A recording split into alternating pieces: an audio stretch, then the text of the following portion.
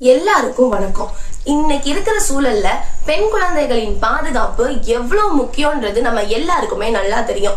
ஏதாச்சும் ஒரு பிரச்சனை வந்தா உடனே அரசாங்கத்தை குறை சொல்றதையோ இல்ல மத்தவங்களை குற்றம் சொல்றதையோ விட்டுட்டு பெண் குழந்தைகளுக்கு அவங்களே தற்காத்து கொள்றதுக்கான தைரியத்தையும் திறமையையும் சொல்லி தரதுதான் பாலியல் வன்கொடுமைக்கான நிரந்தர தீர்வா இருக்கும்.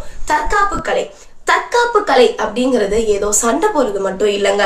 அது நம்ம பயம் இல்லாம தைரியத்தோடையும் தன்னம்பிக்கையோடையும் வாழ்றதுக்காகவும் தான்.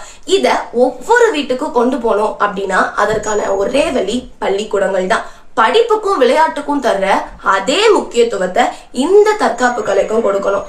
வாரத்துல 2 நாள் வெறும் 40 நிமிஷம் தற்காப்பு கலை பயிற்சி அளிக்கிறத ஒரு சட்டமாவே அமைக்கணும். LKGல இருந்து 12th வரைக்கும் இதையும் உடற்கல்வி வகுப்பு மாதிரி ஒரு கட்டாய பாடமா மாத்தணும்.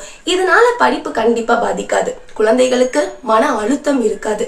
இது சட்டமா அமைஞ்சா எந்த ஒரு ஆபத்தான சூழலையும் தைரியமா எதிர்கொள்றதுக்கான மனப்பக்குவம் பெண் குழந்தைகளுக்கு வரும். உடலும் ஆரோக்கியமா இருக்கும், கவனமும் அதிகரிக்கும்.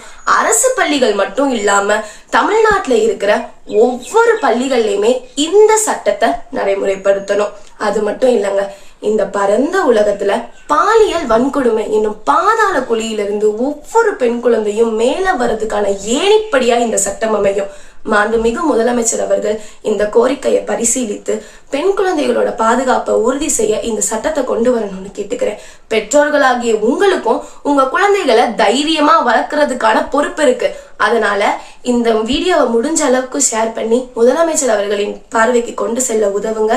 எல்லாருக்கும் இனிய சுதந்திர தின நல்வாழ்த்துக்கள். நன்றி.